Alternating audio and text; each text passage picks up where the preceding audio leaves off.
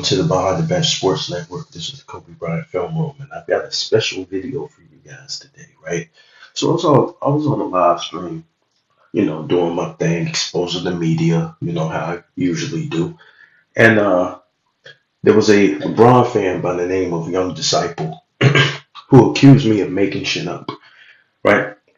And as you guys know, I'm the video guy. I come with the film, I come with the video proof, right? So in this clip from Mind the Game podcast, right, they were talking about the 2009 Orlando Magic. But remember, the subject matter of this video is the 2009 playoffs and how Orlando beat LeBron James. I'm gonna play this, and I'm gonna chime in, and we're gonna get into it. Let's go. All of a sudden, it created an advantage, and we ended up playing you guys in '09, the Eastern Conference Finals. And by the way, I played 9 minutes. 9 minutes that series. Second quarter of game 2.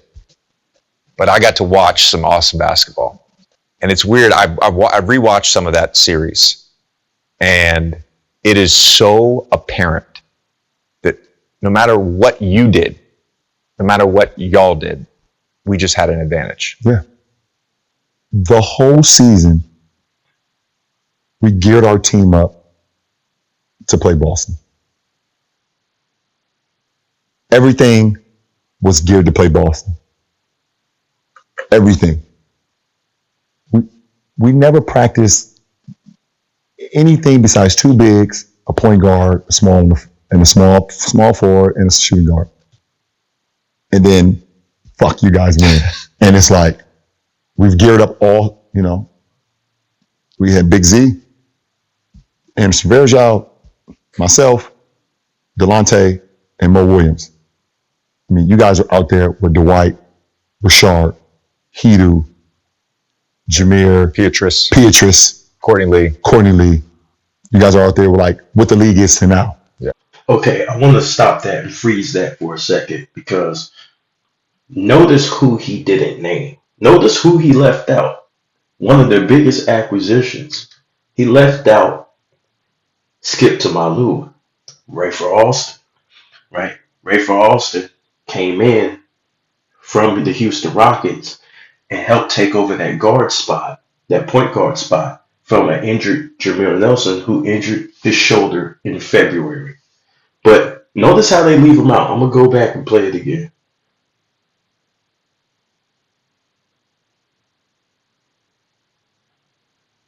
Courtney Lee, Jameer, Pietrus, Courtney Lee. You guys are out there with what the league is to now. Yeah. The league now is long wings, shooters, and a guy that can screen, roll, lob. And then you add on even more with Dwight because he could occasionally post up a small. I think too, looking back on that team that I think was so important, because I talk about this all the time now, Jameer Nelson could shoot threes out of pick and roll. Yeah. It's an important thing. It is Okay, so Jameer Nelson, right here, if you watch the live clip, which we're unable to play here because we might get flagged, we might get a copyright strike, or whatever the case may be.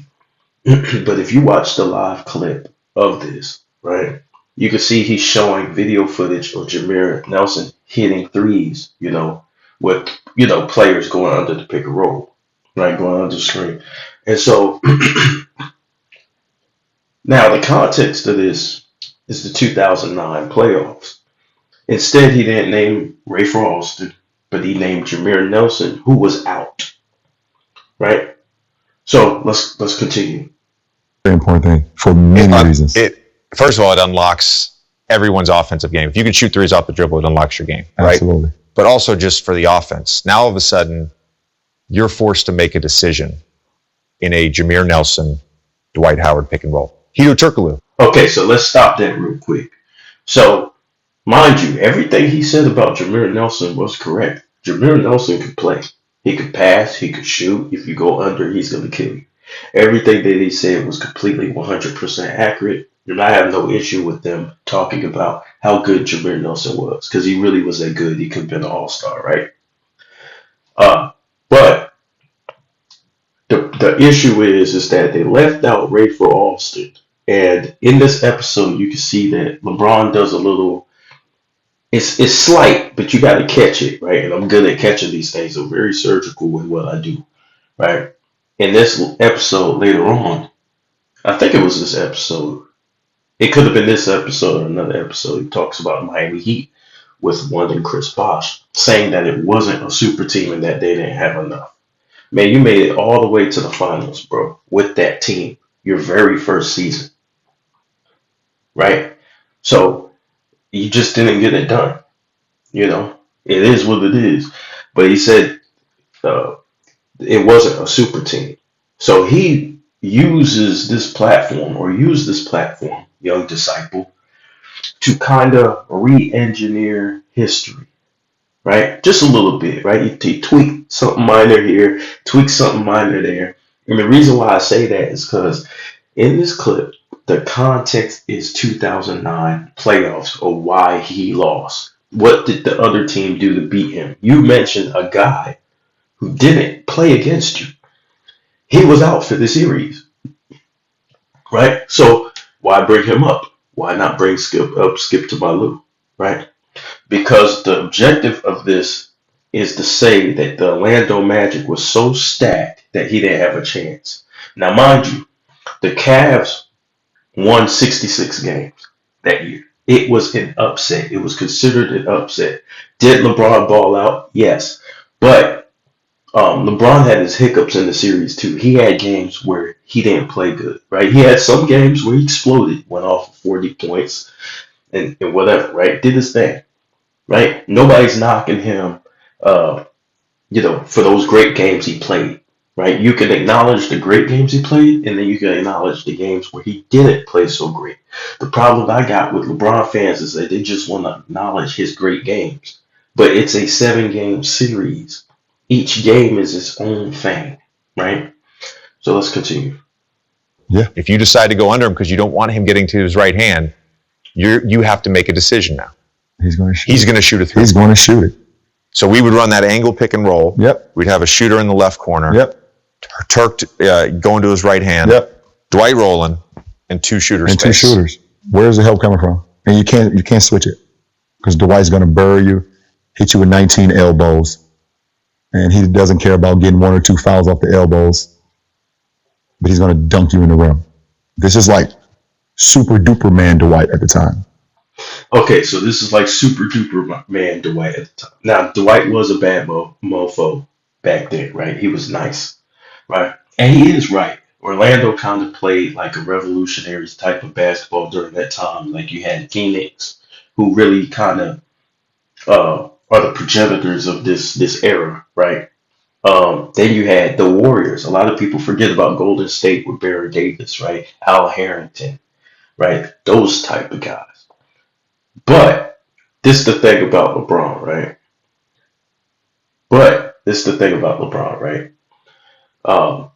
Bro, you came back with Antoine Jameson.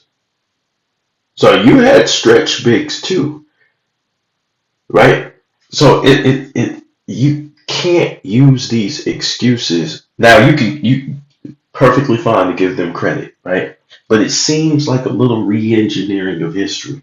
So basically, what I'm gonna say here to you, young disciple, is you got to be careful, right? I have no problem with you being a LeBron fan, whatever the case may be, right? But you got to look at the narratives, the seeds, the little seeds that's being planted here and there, the little seeds, right? And it's slight. They'll tweak it just a little bit, tweak history in his favor just a little bit, right? But there was a thing called the LeBron Kobe puppet commercials. The Cavs were overwhelming favorites, right? Now you could say that doesn't matter, and you could say that Orlando had a better team, and you could say that the regular season they beat them, but those are excuses, right? Those are all excuses to ignore the fact that that team was a good team. That was a good Cavs team, That was a good Cavs team. You're smoking everybody, even in the playoffs. I think they swept the first 2 rounds. So y'all correct me if y'all think I'm wrong. Like I think they swept the first 2 rounds. Like they were just running through people. Right? So was that Orlando Magic team good? Yes. But we have to remember the history in its accurate form. Jamil Nelson was out. He wasn't there. The point guard was Ray Frost. So even that little tweak right there can change somebody's perception of the series and what took place. Right? And so I'm here to provide video proof, video evidence of everything that I'm talking about. And if somebody comes after me, I'm just gonna play more footage. I'm not gonna go back and forth because to me, a lot of people like to talk. They like to talk, talk, talk, talk, talk, but nothing beats film. That's what the police gonna show you. When the police bring you in their interrogation room, they're gonna show you the film. They're not gonna keep listening to a liar talk. The only reason why they would listen to you talk is to pile on your lies. So when they give you a sentence or they give you a charge, they try to bury you so you never get out. And that's what I do. I let people build up the lies, build up the narratives, and then I put all the video compilations together and lay it on the table. Boom. There it is. But anyways, this is the Kobe Bryant film room. Had to prove myself because I don't like being called a liar. But this is the Kobe Bryant film room, guys. Shout out to the bench crew. Rashad, Kelvin, JB, Big Dog Talk Sports, and me, the Kobe Bryant film room.